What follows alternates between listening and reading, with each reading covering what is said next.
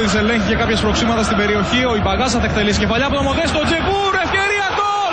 1-0 για τον Ολυμπιακό. Νωρίς με τον Αλγερινό να μην πανηγυρίζει.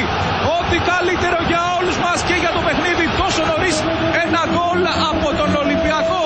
Επιμένει με δύο κόρνερ από αριστερά και δεξιά και μια στημένη μπάλα τώρα με τον Ιμπαγάσα. Το πλασέ και γκολ. 2-0. Νωρίς με τον Όλαφ Μέλμπεργκ. Ο Ολυμπιακός δείχνει να καθαρίζει το μάτς.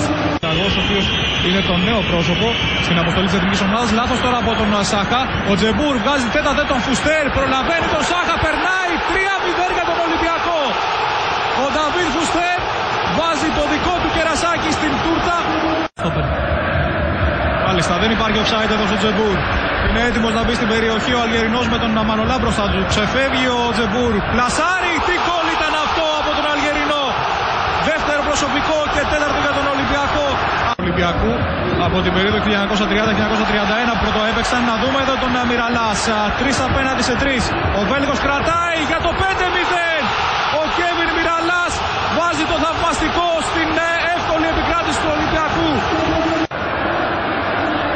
Το σουτ που γίνεται 6-0. Ο Χολέμπας το έψαχνε και το βρήκε τελικά.